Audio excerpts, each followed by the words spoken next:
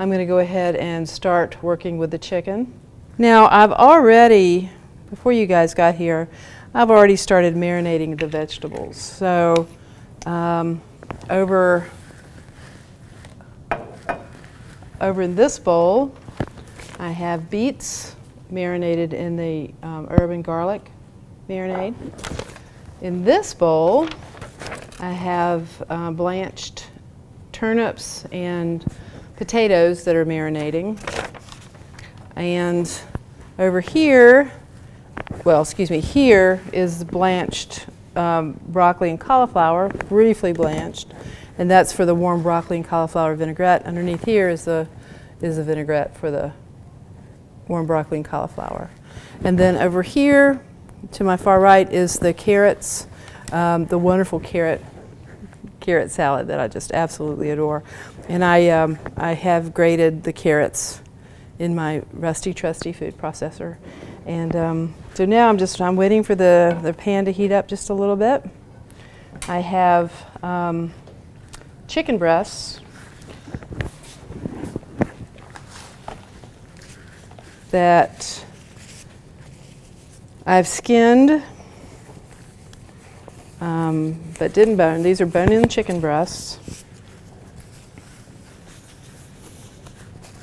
And with so many people, you guys can have a whole meal tonight.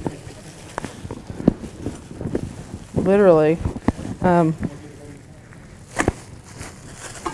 But as what?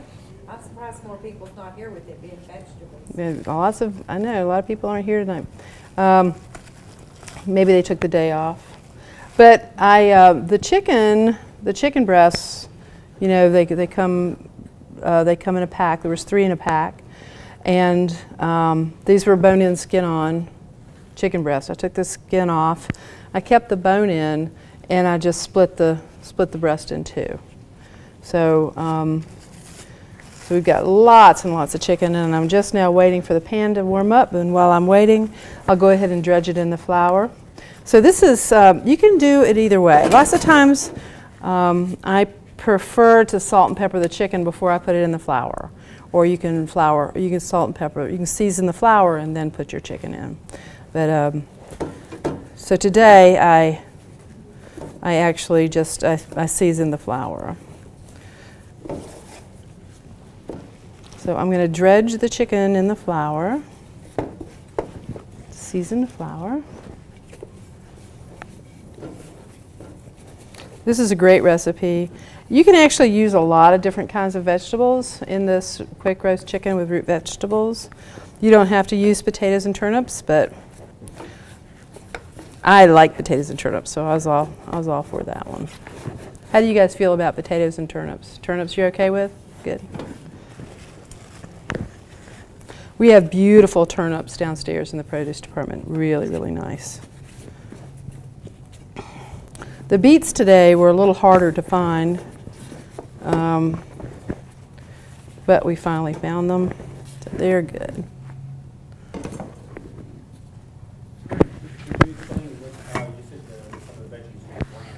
Yes. Why? Because it makes the roasting go a lot faster. You don't have to worry about whether whether the vegetables are cooked all the way through if you blanch them first. It just makes life a little easier. Like the beets, they were just blanched until a little tender, not all the way. So that puts it into the oven for about 20 minutes instead of 40.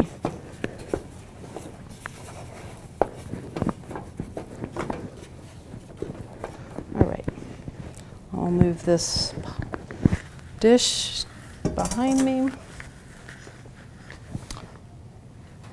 And I'm still waiting for the pan to come up to the heat. Okay, so I don't know if you guys can see this behind me in the monitor, but the oil is starting to heat up and shimmer a little bit. It's making waves in the pan. So I should be able to just go ahead and drop the chicken in now.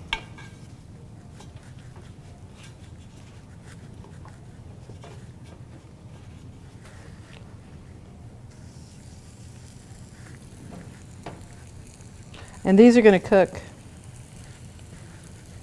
I'm only going to put 3 at a time. So these are going to cook for not very long. They're only going to cook for like 5 minutes.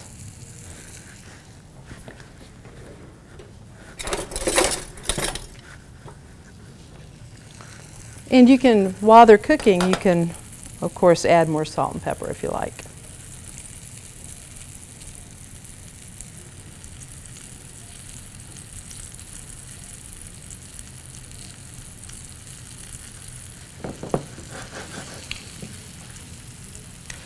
In front of me, I have the rest of the ingredients for the dish. I have a cup of chicken broth, and I use this Better Than Bouillon chicken broth, which is my absolute favorite. All of the Better Than Bouillon products are really, really good. They're super concentrated chicken broth. You can keep them in the refrigerator for a very, very long time, but they're very, very nice products, and I trust it completely. You see it's a lot more yellow in color than regular chicken broth that you can just pick up with carton, but you can use regular chicken broth too.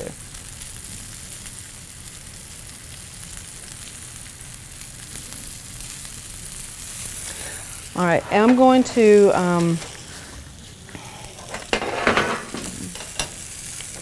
put the turnips and potatoes on the pan and go ahead and start them to cooking. Now, these have been marinating for quite a while. Now, there's a lot of fun things that you can do with these vegetables for this particular recipe. You can use a different marinade. You don't have to use just the olive oil and marjoram, salt and pepper. You can use whatever kind of marinade you like with this.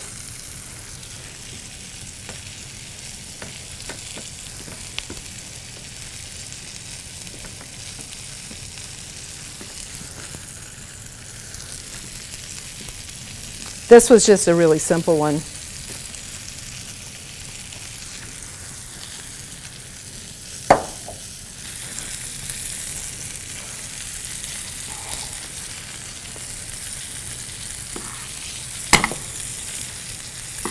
Slippery.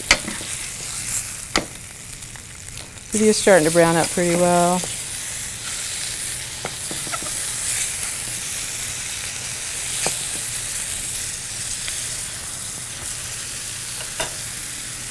In the other pan, I'm going to put the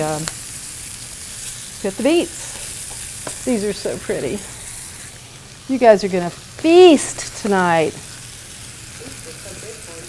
Yeah, I mean, anything that's this pretty has got to be really, really good for you. And these are nice and sweet.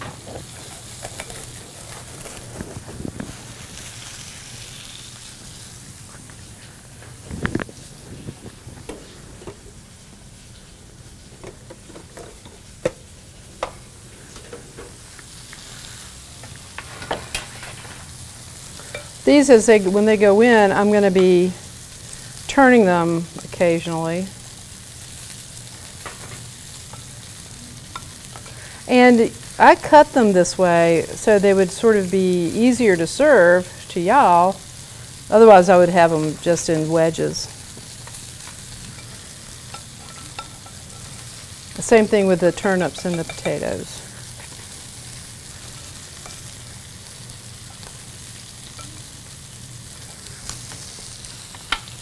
Go ahead and put these in the oven. The potatoes and the turnips are going in the oven.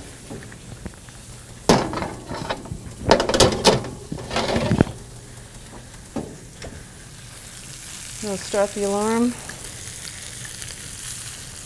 These have already been cooking. As you know, that these have been cooking for a while. So I'm not going to cook them for very long. I'm only going to cook them for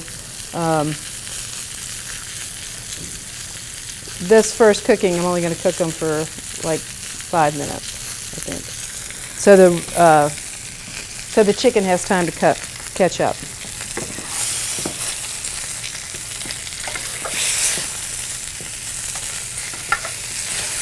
So the chicken pieces are getting all nice and brown now.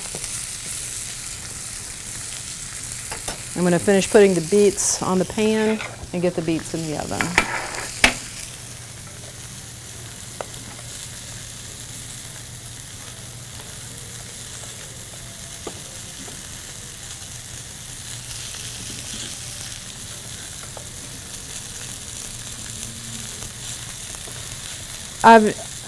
I've never found a better recipe for a whole bunch of vegetables on how to cook so many of the vegetables, like this particular recipe that has so many different ways to cook so many different vegetables.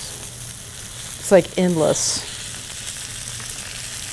These beautiful jewel-toned beets, so pretty, very dark garnet color. And I don't want them to steam, so I want them to caramelize. So I'm going to try to get them apart on the pan a bit and kind of spread them across the pan.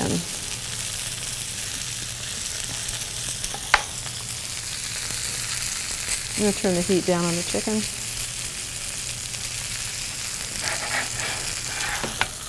And I'll put the beets in.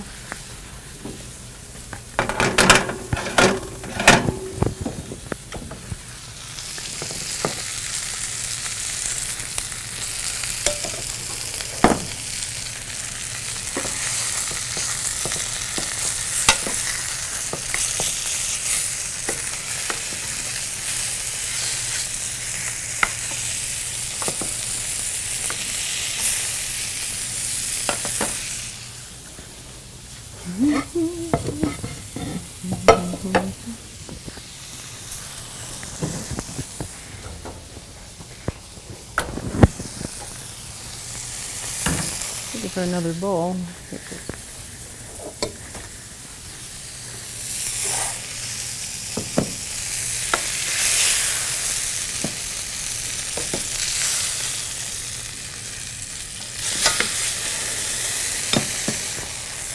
Gonna add a little more oil to the pan, because everybody knows that chicken breasts, if they've been skinned, they don't have a lot of fat on them. And lots of times, if you guys want to, these go skinned side down in the pan. Lots of times when I do chicken like this, I will actually leave the skin on so I can get a lot of really good fat in the pan, so, you know, for making gravy. And it's not that hard to pull the skin off once it's been cooked.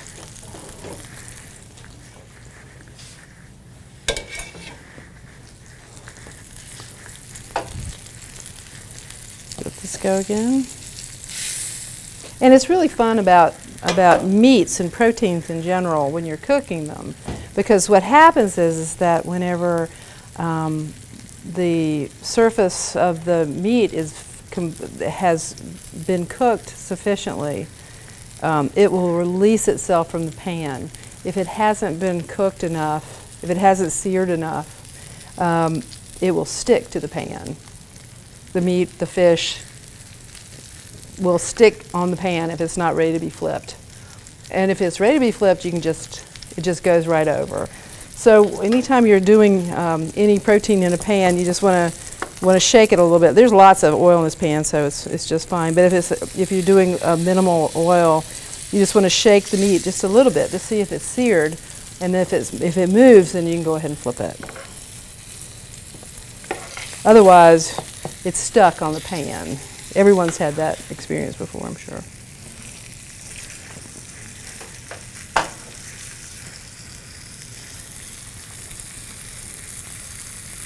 And check on the time, see how I'm doing. Okay.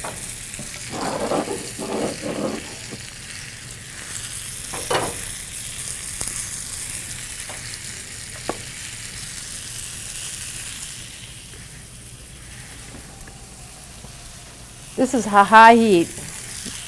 It's on 500.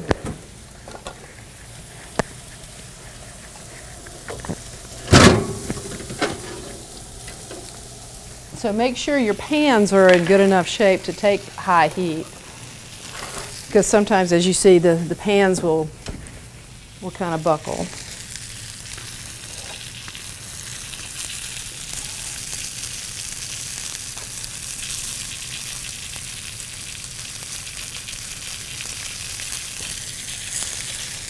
All right. Now I'm going to put these the chicken breasts skin side up on the corners of the baking sheets.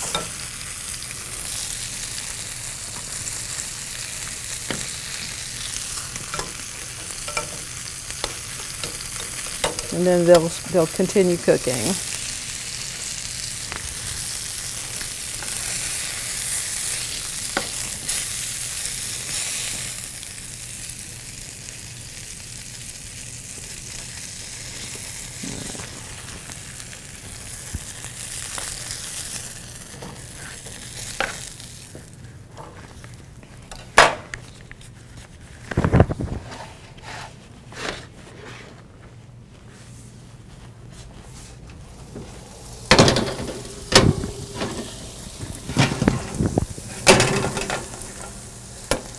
Give the beets a quick flip.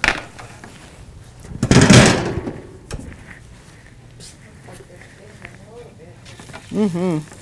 Yeah, they are steaming just a little bit.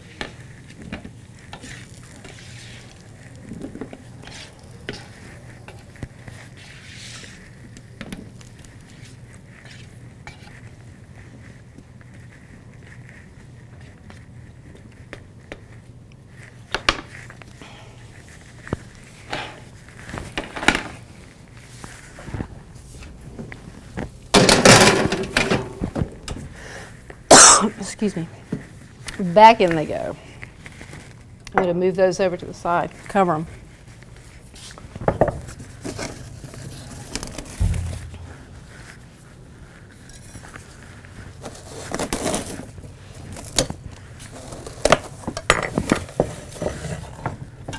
All right. The next part of this recipe is to make a gravy, but I'm going to wait for just about 20 minutes for that. Now these are fresh beets that I got from downstairs. I took the greens off. The greens are right behind me. And I boiled them for just about 15 minutes. And then I rinsed them and peeled them. And then I processed them into cubes.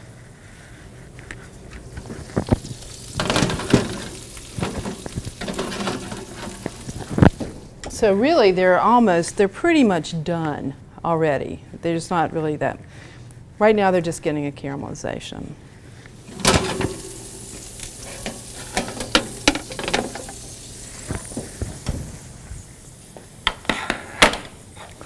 So I'm pulling the beets out now, and let's see if they're done. They're still pretty firm.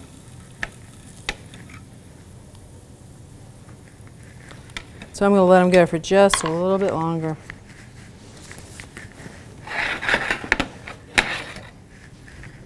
Because I want the fork to go right into them. No, I don't. No, I haven't turned that on yet.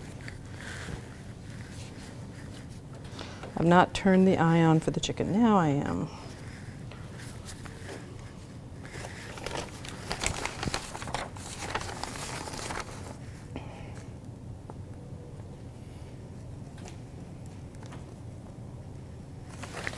Check the time on the chicken and vegetables. That's 6 minutes. So I'm going to go ahead and make this pan sauce now.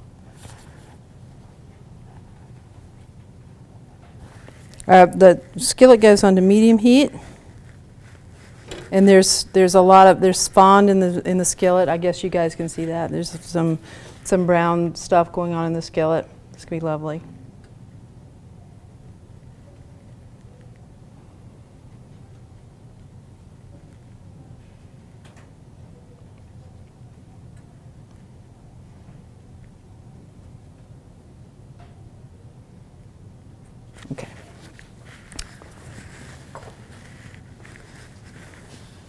I've got a little thickener to make with a little of this of the chicken broth. So whisk that up. A little of the chicken broth. And the rest of the flour. Gonna make a little slurry.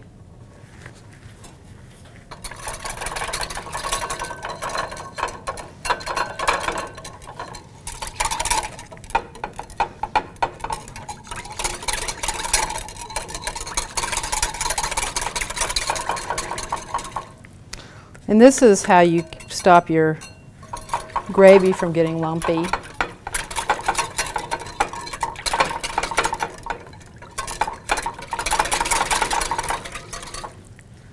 Okay, so that's good. So the skillet is heating up and I get to put the shallots in. This is a whole shallot. Now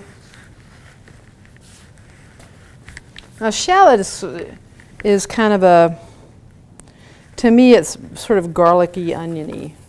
It's really nice. But it can be quite strong. I can't do it whenever, I can't eat garlic or shallots when they're raw. That's just me. But if they're a little cooked, they do just fine for me.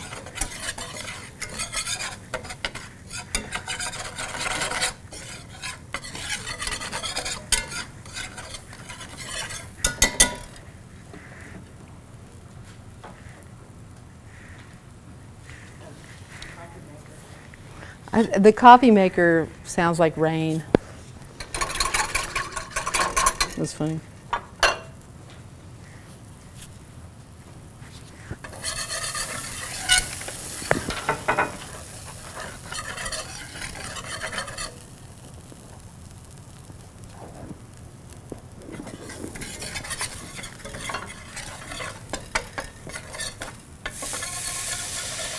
So the shallot has just started to get fragrant, and I'm going to bring in the chicken broth now.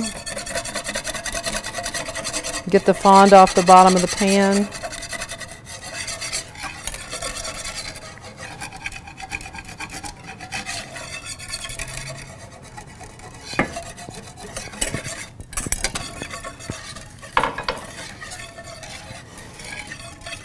Let this come up to a bubble a little bit.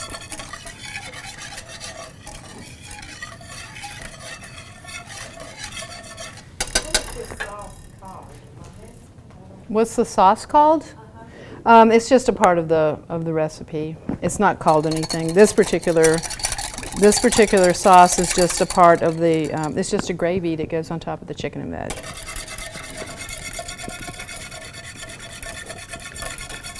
So the chicken broth has started to heat up some, and I'm going to go and add the thickener into it, which is, again, just a little of the chicken broth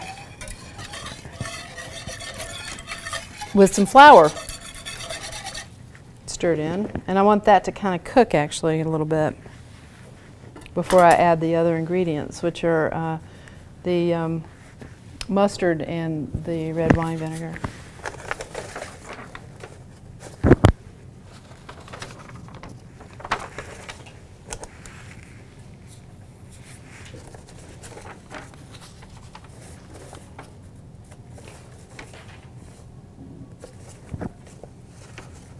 I have my pages backwards.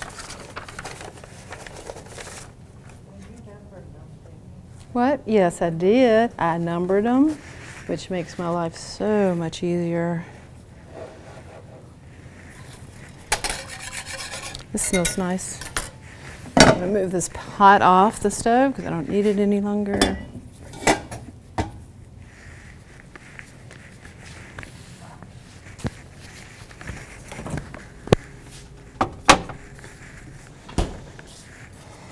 Okay, this is starting to thicken up just a little bit.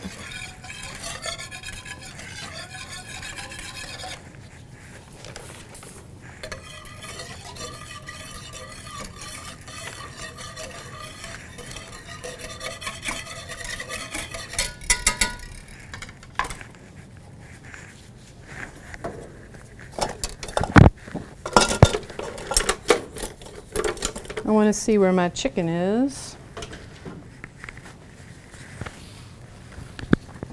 As far as cooking is concerned.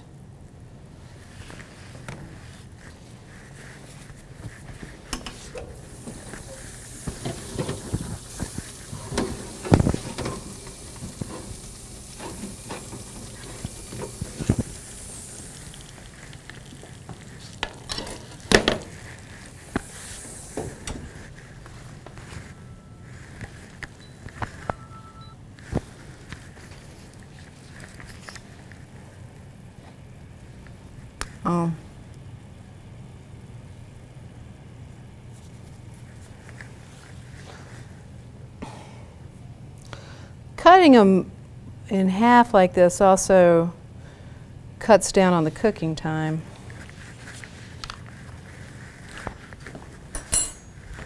As well. Yeah, that's perfect. Very nice. Do y'all feel like eating a whole half a chicken tonight?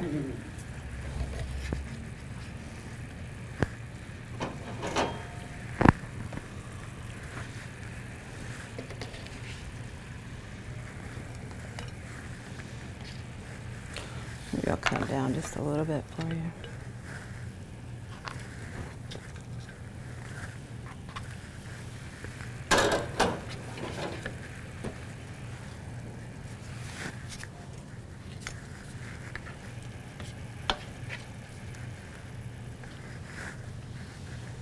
I'm just gonna cut these in half again. Not that I don't enjoy your company.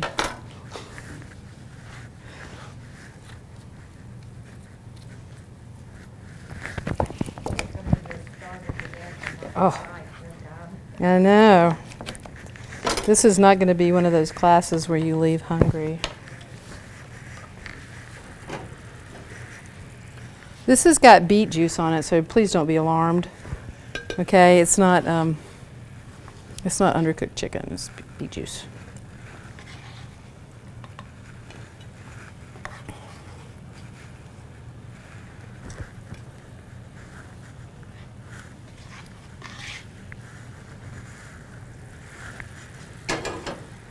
I'm going to whisk in the mustard. This is Dijon mustard.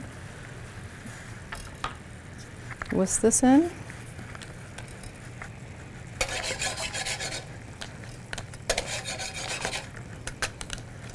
Really nice flavor to it. And then the little red wine vinegar.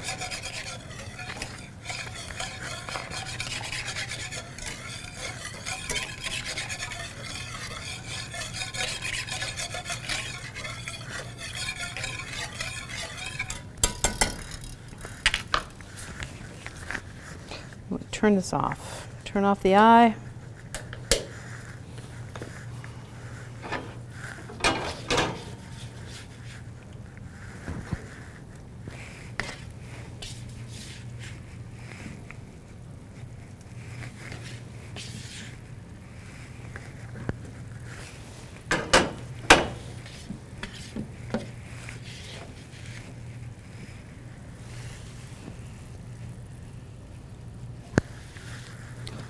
All right.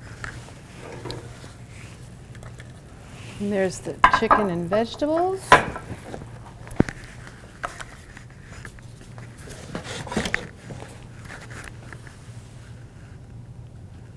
And the pan sauce.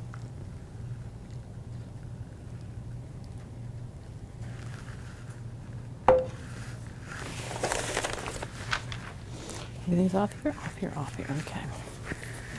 Now the beets.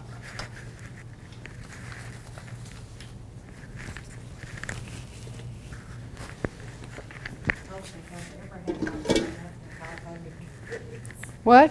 I don't think I've ever had my oven after 500 degrees. Yeah. The oven at 500 is pretty interesting. If you try to roast a whole chicken at 500, it gets splattered everywhere. Big splatters.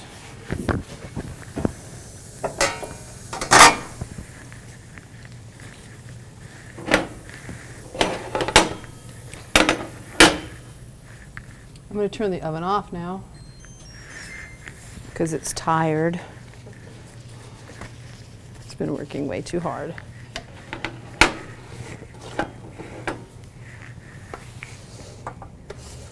Oh, these are beautiful. Yeah, they look beautiful. Oof. They're so You know, I nice. never had a cooked beet until a year ago. You've never had a cooked beet until a year ago. I always eat them Pickled. pickled beets. Okay, so we have the beautiful quick chicken, really quick chicken and roasted vegetables.